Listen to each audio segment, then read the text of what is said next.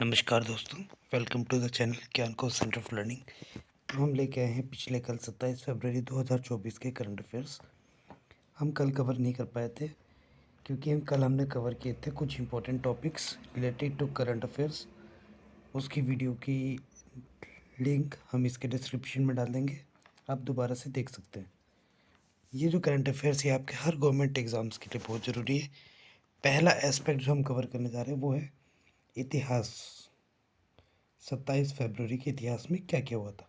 तो 1912 में दो इम्पोर्टेंट इवेंट्स हुए थे, दो जन्म हुए थे बेसिकली। एक महान मराठा कवि और लेखक जो थे, नॉवेल्स लिखते थे और ज्ञानपीठ अवार्ड विजेता थे, विष्णुवर्मन शिरवाडकर, उनका जन्म हुआ था, जिन्हें कुसुम ग्रज भी कहते थे। दूसरा लॉरेंस ड्यूरेल जो कि एक ब्रिटिश ऑथर थे, उनका जन्म दार्जिलिंग में हुआ था। अगला 1931 में चंद्रशेखर आज़ाद जो हिंदुस्तान रिपब्लिकन आर्मी के चीफ थे, उन्होंने खुद को गोली मारी थी अरेस्ट से बचने के लिए अंग्रेज़ों के द्वारा, और ये कार्य हुआ था एल्फ्रेड पार्क इलाहाबाद में। आज भी वहाँ पे उनका स्मारक मौजूद है। 1941 में पैडी एस्टन नामक जो फर्स्ट लीडर थे ब्रिटिश सोशल और लिबरल डेमोक्रेटिक पार्टी के, उनका जन्म दिल्ली में हुआ था। देन 1956 में पहले जो हमारे स्पीकर थे लोकसभा के, जीवी मावलंकर, उनका देहांत हुआ था।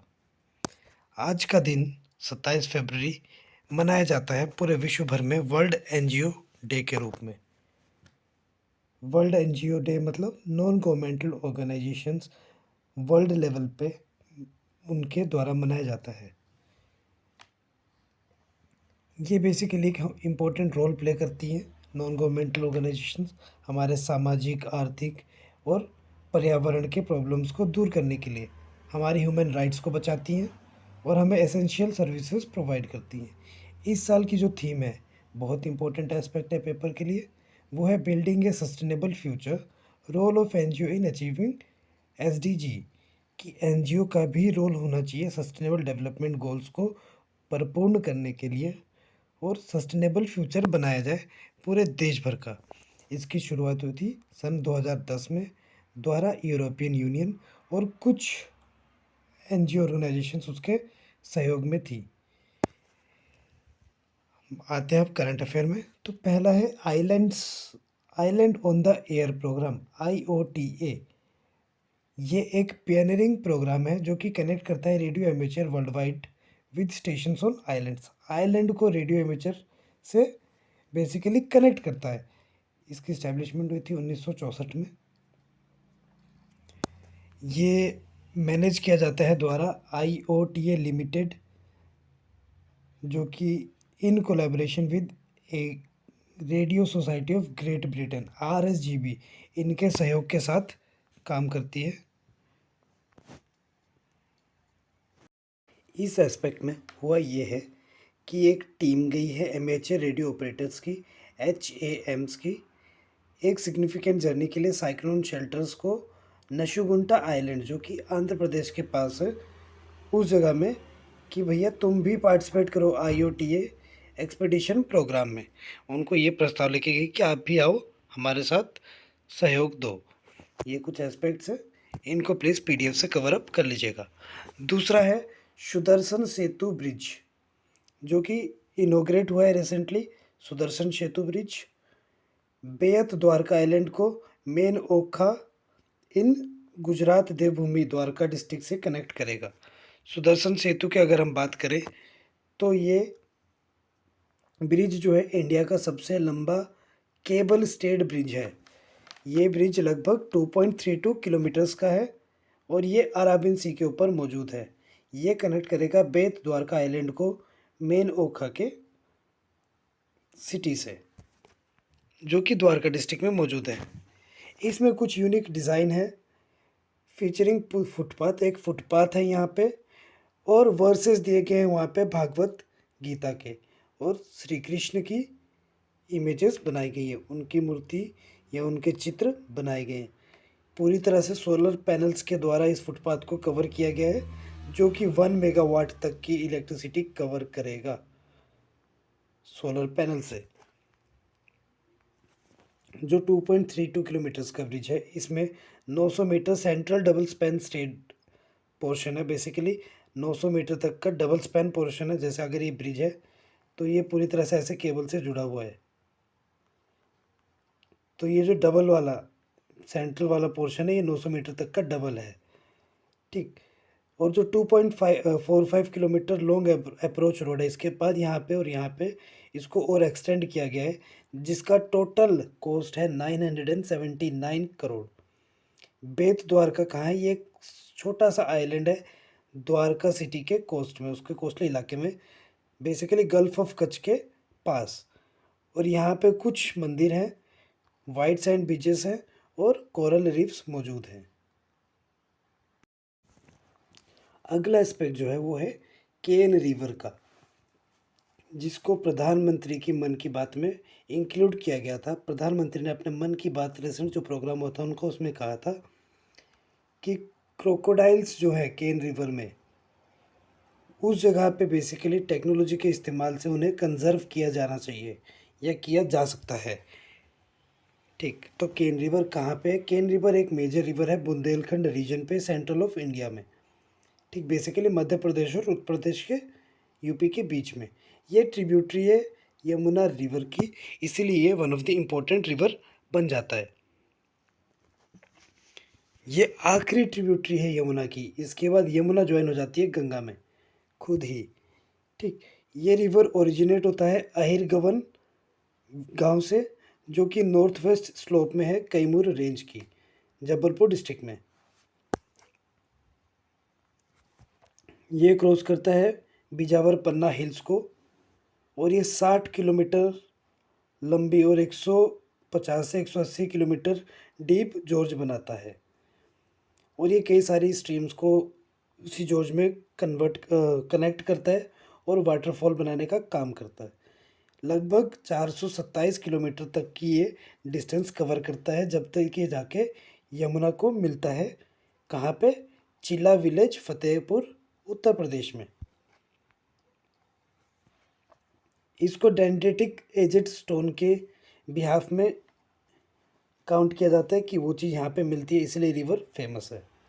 इसकी मेजर ट्रिब्यूटरी है बावस, देवार, कैथ, बैंक, कोपरा, बियरमा। नेक्स्ट टॉपिक पे आएंगे। तो नेक्स्ट टॉपिक है बेसिकली एक रिपोर्ट के आधार पे, तो senior care reform in India, reimagining the senior paradigm.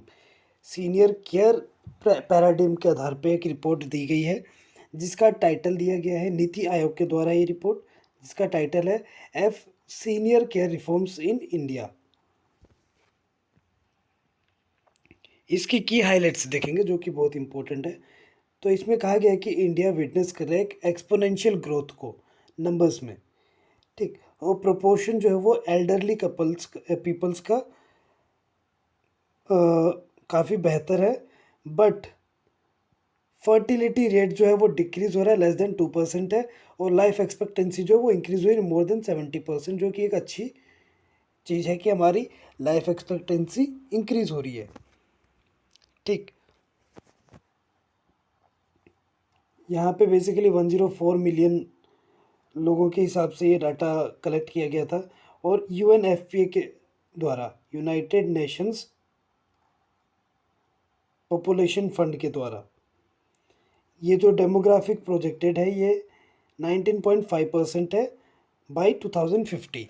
Elderly में काउंट होते हैं बेसिकली आपके 60 ईयर्स और अबव के पर्सन्स, जो कि 8.6% का योगदान प्रदान करते हैं 2011 के सेंसस के अनुसार। ठीक। जिस अनुसार 103 मिलियन वृद्ध प्राणी मौजूद हैं भारत में।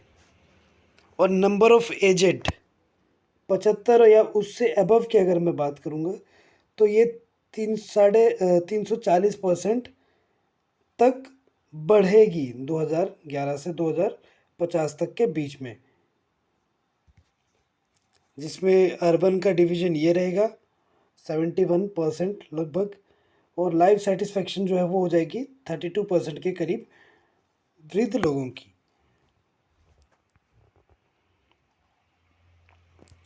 तो as per national health profile उनके अनुसार ये है कि 2017 तक यहाँ पे लगभग 43 फिजिशियंस पर लाख पॉपुलेशन के लिए मौजूद रहेंगे रूरल एरियाज़ में, और 118 अर्बन एरियाज़ में। तो ये वाला डाटा बहुत ही ज़्यादा ज़रूरी है पेपर पॉइंट ऑफ व्यू से, कि आपको पूछा जा सकता है कि 2017 के हिसाब से कितने फिजिशियंस, कितने डॉक्टर या कितने कर्मचारी 1 लाख लोगों के लिए मौजूद हैं ग्रामीण क्षेत्र में या शहरी क्षेत्र में। तो ग्रामीण की बात करेंगे तो 43 और शहर की बात करेंगे तो 118। नेक्स्ट आता है राइबोसोम का 3D मॉडल। तो इलेक्ट्रॉन माइक्रोस्कोपी के अनुसार देखा गया है साइंटिस्टों ने 3D मॉडल का ऑफ राइबोसोम, जो कि एक ह्यूमन सेल का पार्ट है। राइबोसोम है क्या बेसिकली? राइबोसोम एक वो पार्ट है जिसमें मेम्ब्रेन नहीं है, non membrane bound cell organelle है। ठीक, ये आरएनए से बना है, राइबो न्यूक्लिक एसिड से बना है, और प्रोटीन इसमें अपना थोड़ा बहुत योगदान प्रदान करते हैं। और ये यूकैरियोटिक और प्रोकैरियोटिक दोनों सेल्स में पाया जाता है। यूकैरियोटिक में ये पाया जाता है साइटोप्लाज्म, माइटोकॉन्ड्रिया और क्लोरोप्लास्ट के पास, और प्रोकैरियोटिक में पाया जाता है ये free in cytoplasm of the cell, कहीं भी। ठीक, ये बेसिकली कम्प्लेक्स मॉलिक्यूलर मशीन्स हैं प्रोटीन की एमिनो एसिड्स के द्वारा, जिसे प्रोटीन सिंथेसिस के प्रोसेस में इंक्लूड किया जाता है या उसमें ये मदद करता है। राइबोसोम अपने मैसेंजर आरएनए भेजता है, या वो इसके लिए काम करते हैं जिनको एमआरएनए कहते हैं, सीक्वेंसिंग के लिए, जेनेटिक कोडिंग के लिए, जो कि एक तरह की स्ट्रिंग को स्पेसिफाई करते हैं लॉन्ग चेन्स फॉर्म में to form proteins. Next, stratospheric aerosol intervention study, one of the most important study के बारे में है ये, जो कि की गई थी रिसेंटली। इस पे अगर हम बात करेंगे तो ये है impact of stratospheric aerosol intervention, SAI का क्या इम्पैक्ट है ग्लोबल वार्मिंग इफेक्ट्स में वेस्टर्न एशिया के लिए। वेस्टर्न एशिया को आप मिडल ईस्ट एशिया भी कहते हैं, और नॉर्दर्न अफ्रीका के लिए तो इसको MENA जो कहा गया है, middle east north Africa, MENA middle east north Africa के लिए यूज़ किया गया यहाँ पे एब्रीविएशन। स्ट्रेटोस्फेरिक एरोसोल इंटरवेंशन को स्ट्रेटोस्फेरिक एरोसोल इंजेक्शन का भी नाम दिया गया है। ये एक जियो इंजीनियरिंग है, क्लाइमेट इंजीनियरिंग अप्रोच है। किस चीज़ के लिए? टाइनी रिफ्लेक्टिव पार्टिकल्स के लिए या एरोजोल्स के लिए, जो कि सनलाइट को रिफ्लेक्ट करेंगे स्पेस में वापस, जो कि ग्लोबल वार्मिंग को स्टॉप करने के काम आएगा। इनका एम है कूलिंग इफेक्ट क्रिएट करना वोल्केनिक इरप्शंस के जरिए, या उनमें सल्फर डाइऑक्साइड इंजेक्ट करके, वोल्केनोज में सल्फर डाइऑक्साइड डालेंगे तो बेसिकली कूलिंग इफेक्ट ही क्रिएट करेगा। 1991 के इरप्शन पे माउंट पिना टोबू जो था फिलीपींस का, उसमें ये चीज़ का थोड़ा इस्तेमाल किया गया था, और देखा गया था कि सल्फर डाइऑक्साइड को जब एटमॉस्फेयर में फेंकते हैं तो वो थोड़ी ठंडी या थोड़ा अवॉइड करता है ग्लोबल वार्मिंग के एस्पेक्ट्स को। और वो कितना तक करता है? वो बेसिकली एवरेज टेम्परेचर को 5 डिग्री तक रिड्यूस करने के काम आता है। ठीक, तो इसी एस्पेक्ट को बाकी और वोल्केनिक माउंटेन्स में यूज़ किया जाएगा। एरोजोल क्या होते हैं? ये टाइनी सॉलिड पार्टिकल्स होते हैं या लिक्विड पार्टिकल्स होते हैं, जो कि एरिया गैस में मौजूद होते हैं, जो कि बेसिकली फॉग बनाने के काम आते हैं। फॉग होता है ना, फॉगी, वो बेसिकली एरोजोल्स की वजह से होता है। अब हमारा नेक्स्ट है Garbhini GA2 AI model to determine gestational age of foetus. ये एक AI की बहुत ही अच्छी अचीवमेंट है बेसिकली, जिसे गर्भिणी नाम दिया गया है। गर्भिणी नाम से आपको थोड़ा बहुत आइडिया लग रहा होगा, उस आइडिया को थोड़ा हम स्पेसिफाई करके बताते हैं। तो ये एक AI मॉडल है जो कि फॉयटस, जो बेबी रहता है वोम में, प्रेग्नेंट वोमेन के वोम में, उसकी एज बताने के काम में आएगा। इसे गर्भिणी GA2 कहते हैं। तो ये साइंस एंड टेक का बहुत इंपॉर्टेंट एस्पेक्ट है पेपर पॉइंट ऑफ व्यू से, और ये इंडिया का पहला AI मॉडल है, first specific AI model to in India, जो कि एज डिटरमाइन करेगा फॉयटस की इन प्रेग्नेंट वुमेन, वो भी सेकंड और थर्ड ट्राइमेस्टर्स में। मतलब अगर 9 मंथ्स का पीरियड है तो वो 3rd से लेके 6 मंथ्स के बीच में ये एज डिटर्मिनेशन करेगा। इसे डिज़ाइन किया है Indian institute of technology Madras, IITM और translational health science and technology institute थस्ती फरीदाबाद, इनके द्वारा इसे बनाया गया है। जिसमें बेसिकली डिपार्टमेंट ऑफ बायोटेक्नोलॉजी का एक योगदान है, क्योंकि AI है, बायोटेक की ज़रूरत पड़ती है। ठीक। और ये एस्टिमेट करेगा फोइटस की एज और रिड्यूसिंग एरर रिड्यूस कर देगा लगभग 3 टाइम्स, मतलब 3 टाइम्स एरर इसमें कम आएगा। अगर पिछले वाले में 30% एरर आता था, तो यहाँ पे जाके वो लगभग 5 to 10 के करीब हो जाएगा, ऐसा आप कह सकते हो। ठीक। और एक्यूरेट गेस्टेशनल एज कैलकुलेट करना क्यों ज़रूरी है? क्योंकि यही चीज़ आपको डिफाइन करके देती है डिलीवरी डेट्स। इसी वजह से कई सारी डिलीवरीज अवॉइड हो जाती है, ख़त्म हो जाती है। जो मोर्टेलिटी रेट है उसको रिड्यूस करने के काम आएगा, क्योंकि अगर आपकी एक्यूरेट गेस्टेशनल एज पता होगी अगर आपको बेबी की, तो आप उस टाइम पीरियड पे हॉस्पिटल में जाके बराबर इलाज करवा सकते हैं, या जो भी देख रेख है वो उनको टाइमली कंप्लीट कर सकते हैं। तो मोर्टेलिटी रेट को रिड्यूस करने के काम आएगा। तो ये बहुत ही अच्छी लैंडमार्क अचीवमेंट कह सकते हो आप साइंस एंड फील्ड के टर्म्स में भारत के लिए। Next, Indira RV-25 240N micro turbojet engine है ये बेसिकली, जिसका इतना बड़ा सा नाम है, मुझे ही बड़ा कन्फ्यूजन लग रहा है, बहुत बड़ा नाम दे दिया है। ठीक। तो ये Hyderabad Ved Raghuvanshi machine tools private limited के द्वारा बनाया गया एक टर्बोजेट इंजन है, जिसका नाम है इंदिरा RV-25 240N। सच में बहुत बड़ा नाम है। ठीक। इसे बनाया गया है रघुवंशी मशीन टूल्स के द्वारा, जिसकी मदद करी है IIT हैदराबाद ने। तो देखो, हर किसी की मदद IITs ही करते हैं, तो IITs और NITs इतने स्पेशल होते हैं। और इसे डेवलप किया गया है अनमैन्ड एरियल व्हीकल्स या ड्रोन्स के तौर पे। ठीक। उनके लिए यूज़ किया गया, डेवलप किया गया। ठीक। इस इंजन में एप्लीकेशन है एयर टैक्सी बनाने की, जेट पैक्स जिनको बूस्टअप कर जिनको पहन के आदमी लोग उड़ने लगते हैं, उस तरह के, जो कि अमेरिका वगैरह में आजकल पुलिस वगैरह यूज़ करती है। ऑक्सिलरी पावर यूनिट्स बनाने के काम आएगा। रेंज एक्सटेंडेड या पावर जनरेशन इन फ्यूचर के काम आएगा ये टर्बोजेट इंजन। ये बेसिकली एक जेट इंजन है जो कि थर्स्ट क्रिएट करता है, जो कि चीज़ को अपलिफ्ट करने के काम आता है उसके एग्जॉस्ट नोजल से। ठीक।